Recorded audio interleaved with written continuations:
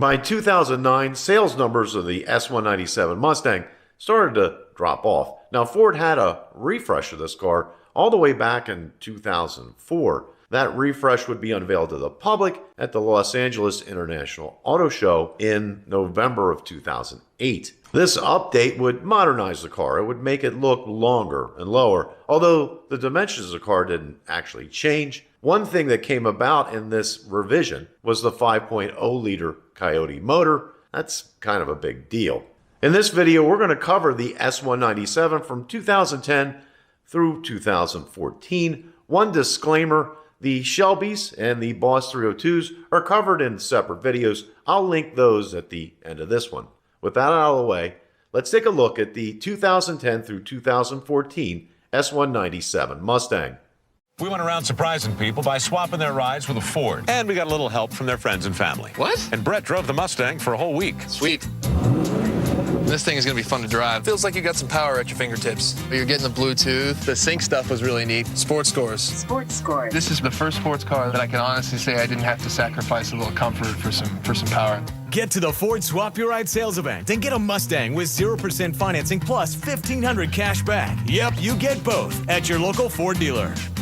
Introduced in March of 2009 as a 2010 model, the newly styled S197 Mustang featured a new, more aggressive look. It was available as a two-door coupe or as a convertible. The front of the car featured new headlamps that integrated the turn signals. The hood now bulged in the center with what Ford called a power dome, and the grille and bumper cover was redesigned with a more forward rake. Along the sides of the car, the rocker panel moldings were now colored in dark gray, and the side view mirrors became shorter, and the radio antenna was relocated to the rear quarter, and it also was shorter. The rear of the car featured a new bumper cover and tri-bar vertical tail lamps that were now sequential and split by backup lamps. The keyhole for the trunk was removed and replaced with an interior remote release or the release of the key fob. The interior of the Mustang saw several changes as well. The center stack became one larger control center for the climate controls and stereo system. The center climate vents became rectangular, and the AC power outlet was placed in the center of the two vents behind a spring-loaded cover. The cup holders were now located under a flip-up panel. The power plant lineup remains unchanged for 2010. This included the 210 horsepower 4.0-liter single overhead cam V6, which put down 240 pound-feet of torque at 3,400 RPM, or the 315 horsepower 4.6-liter 3-valve V8 that put down 325 pound-feet of torque.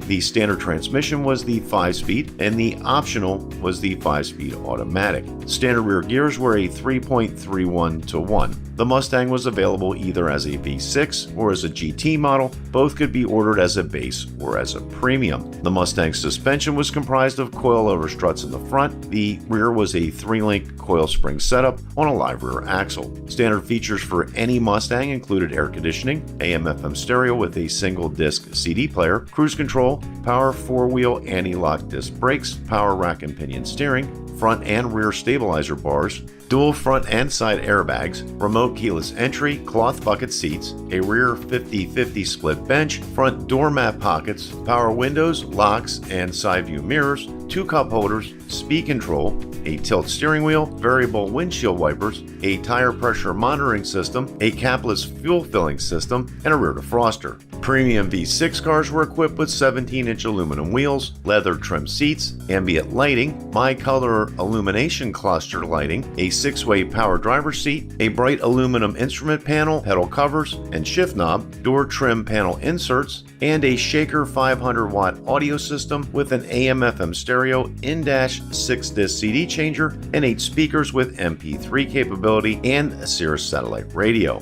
Base Mustang GTs were equipped with 18-inch painted 5-spoke aluminum wheels, automatic headlamps, fog lamps, a rear spoiler, and power side mirrors. Ordering a premium GT got you all the upgrades that were previously mentioned on the premium V6. Popular options for the Mustang were often rolled into packages.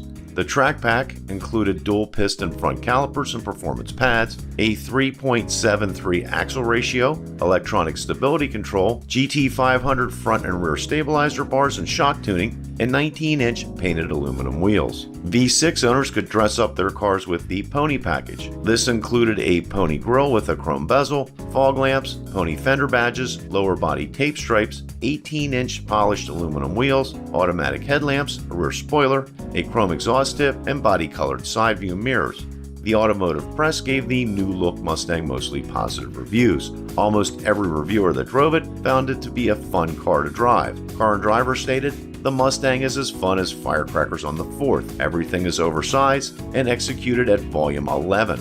Most found the stability control to be a useful safety net and that the quality of the build had taken a step forward." Car and Driver magazine tested a Mustang GT with the track pack and clocked a 0 to 60 time of 5.1 seconds. This car crossed the quarter mile in 13.7 seconds at 104 miles per hour. The American buying public approved, with Ford dealers delivering 73,716 Mustangs for the 2010 model year. 2011 was mostly a carryover year for the Mustang in terms of models and features. Ford, however, decided to offer an entirely new drivelines for both the V6 model and the GT. The new 3.7 dual overhead cam V6 was now rated at 305 horsepower and featured twin independent variable camshaft timing, true dual exhaust with an X-pipe, and put down 280 pound-feet of torque. The new all-aluminum 5.0-liter V8 was rated at 412 horsepower and featured high-flow 4 valves per cylinder, dual overhead cams, variable camshaft timing, a forged steel crankshaft, nodular iron cross-bolted bearing caps, and a deep oil sump pan. This V8 put down 390 pound-feet of torque and redlined at 7,000 RPM. Also new were the transmissions to which these engines were mated. The standard manual transmission was a 6-speed, and the optional automatic was a 6-speed as well. The California Special Edition option returned for GT Premium owners. This equipment group included a billet-style grille, a unique lower front fascia with fog lamps, a deck lid badge with the name on the faux filler cap, carbon door panel inserts, leather-trimmed front bucket seats with carbon inserts, GT/CS side stripes, a pedestal rear spoiler, a deck lid tape applique, side scoops, and 19-inch argent-painted machined aluminum wheels. Donald Farr, a man who has written multiple Mustang books over the years, tested both the V6 and GT versions of the 2011 Mustang for Motor Trend over a 2-week period. He stated that either of these cars is arguably the best Mustang he'd ever driven. Car and Driver magazine tested a 6-speed Mustang GT and stated the new 5.0-liter is one hell of an engine and it's installed in one hell of a car. Their tests resulted in a 0 to 60 time of 4.6 seconds, and the car crossed the quarter mile in 13.2 seconds at 109 miles per hour. The new engine lineup didn't boost sales numbers for the Mustang. Ford dealers delivered 70,438 Mustangs for the 2011 model year. 2012 saw Ford add the new Boss 302 to the model lineup. As stated earlier, these cars have a dedicated video on the channel that I will link at the end of this video. Other updates for 2012 include Ford dropping the standard gear ratio for the V6 to a 2.73 and Ford offering additional wheel options. New optional packages are rolled out, including the V6 Performance Package, which included the GT suspension, a limited slip rear with a 3.31 gear ratio, electronic stability control, a strut tower brace, 19-inch wheels, and P255/40R 19-inch summer-only tires. GT owners could opt for the Brembo brake package, which included 4-piston 14-inch vented Brembo calipers, unique stability control, 19-inch dark stainless painted aluminum wheels, and P255/40R 19 summer-only tires. Ford saw an uptick in sales, with dealers delivering 82,995 Mustangs for the 2012 model year.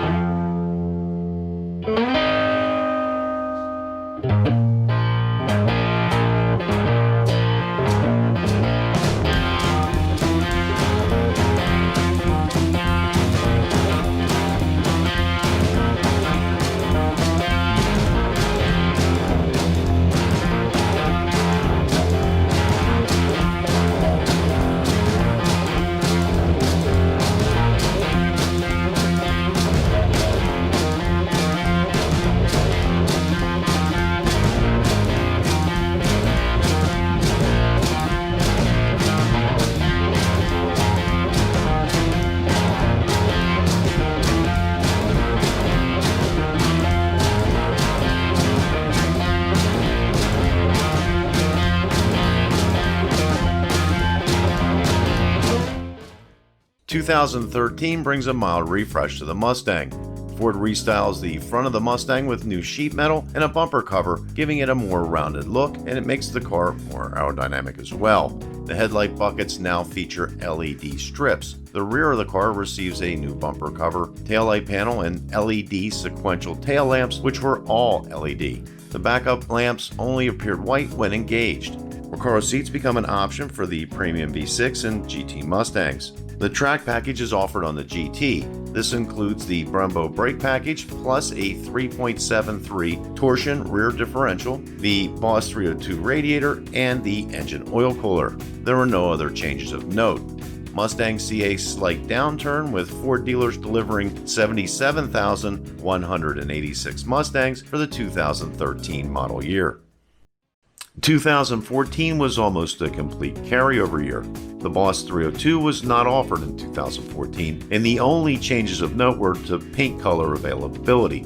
Ford sees an uptick in sales numbers, with Ford dealers delivering 82,635 Mustangs for the 2014 model year.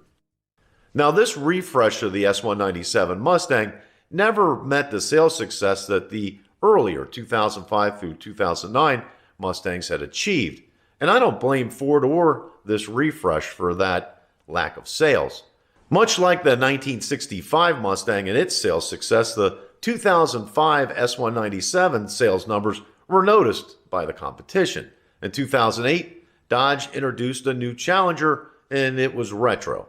In 2010, Chevrolet came out with a new version of the Camaro, and of course, it was retro as well. Both of those cars scavenged sales numbers away from the Mustang. The other thing is the pony car segment, the people that wanted to buy a pony car for transportation, that number got smaller as SUVs became more and more popular. Today, the Mustang is the only pony car that survives. Of course, that's a story for another day. Now, if you enjoyed this video, please click the like button. That helps get it shared with others. Also, consider subscribing. I have a lot of content like this on the channel. The two videos that I talked about in the beginning, the Boss 302 and Shelby's for the S197s, those videos are right over here, so check those things out. That's it for today. Till next time, we'll see you.